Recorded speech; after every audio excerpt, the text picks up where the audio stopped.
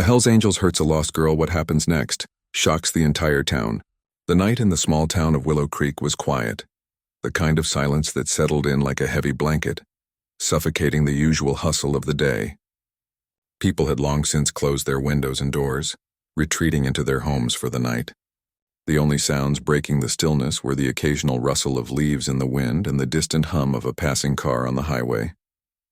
But on this particular night, a sound broke the tranquility, one that no one would have ever expected. A young girl, no more than 10 years old, was walking down the empty road. Her hair was tangled and unkempt, her clothes torn and dirt-streaked from a long day of wandering. She clutched a small stuffed animal to her chest, her only source of comfort. Her eyes were wide with fear, and though her face was streaked with tears, she made no sound as she trudged along the dark path. She had been lost for hours, possibly longer. Her name was Emily, and she had been separated from her mother earlier that day when they had gone shopping in the nearby town. A crowd had swarmed around the store, and in the confusion, Emily had gotten separated. Her mother had screamed her name, but the noise of the crowd had drowned out her voice. Panic had set in, and when Emily realized that she couldn't find her mother, she ran, but she ran in the wrong direction. Now, as darkness closed in, Emily was alone, exhausted and scared. She didn't know how much time had passed when she saw the motorcycle. Its roar echoed through the empty streets, cutting through the silence like a knife. Emily stopped in her tracks, instinctively clutching her stuffed animal tighter. The motorcycle slowed as it neared, and the rider, a tall, broad-shouldered man in a leather jacket, adjusted his goggles and glanced down at her.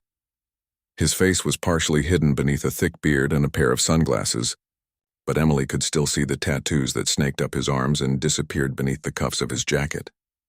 He was a member of the Hells Angels, a notorious motorcycle gang known for their rough reputation and criminal activities.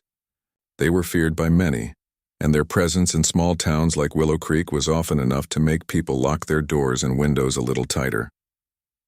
The man on the bike slowed down, coming to a complete stop just a few feet from Emily.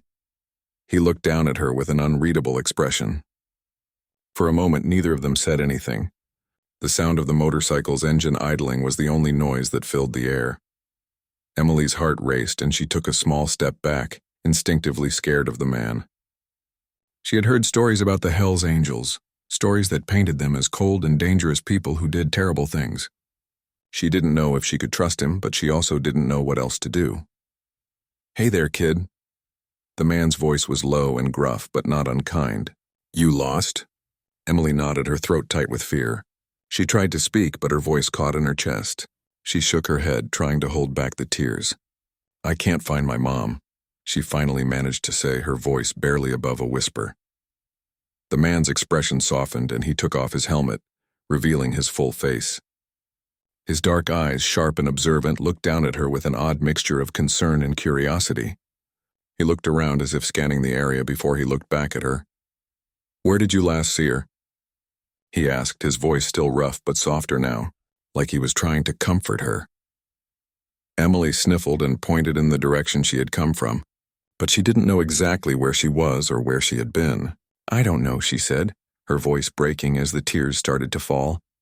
"I was in the store and then I couldn't find her anymore." The man nodded slowly as if processing the information. He glanced down at the motorcycle, then back at Emily, his face thoughtful. "All right," he said, standing up from his bike. "Come on, let's get you to a safe place first. Then we'll figure out how to find your mom." Emily looked up at him, unsure if she should trust him.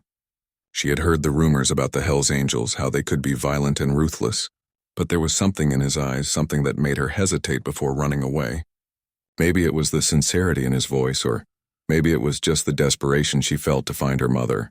Either way, she followed him as he gestured for her to get on the motorcycle.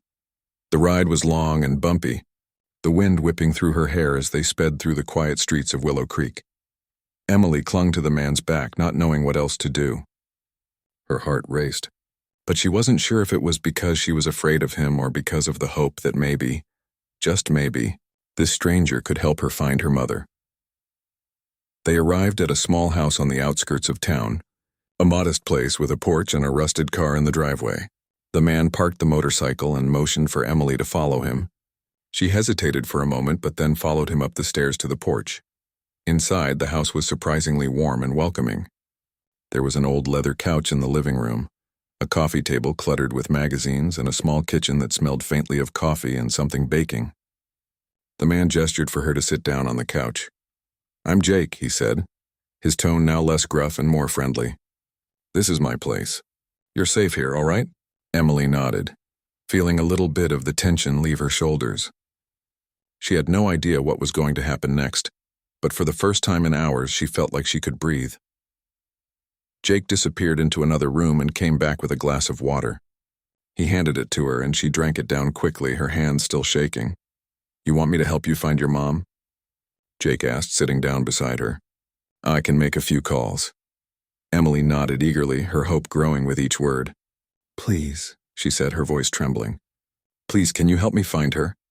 Jake gave her a reassuring smile, though it didn't quite reach his eyes. "I'll do what I can. We'll figure this out." Jake wasted no time. As soon as Emily finished her glass of water, he stood up, pulling out his phone from the pocket of his leather jacket. His fingers moved swiftly across the screen as he began dialing numbers. Emily watched him, her heart racing in her chest.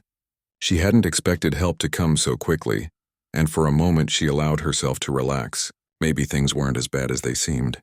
Maybe this was the kindness of a stranger who had no reason to help her but did anyway. Jake's voice was low and focused as he spoke into the phone. "Yeah, it's Jake. I've got a little girl here lost. No idea where her mom is. Thought you might be able to help track something down for me."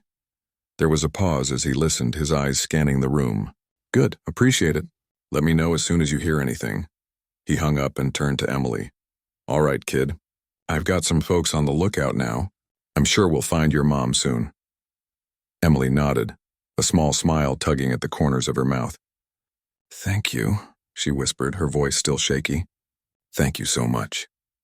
Jake's expression softened as he crouched down to her level. "No need to thank me yet. You're safe here, and that's what matters right now." The night stretched on, and Emily curled up on the couch, exhausted but still wide awake. She didn't know if it was the nervous energy or the hope she felt that kept her up, but sleep wouldn't come.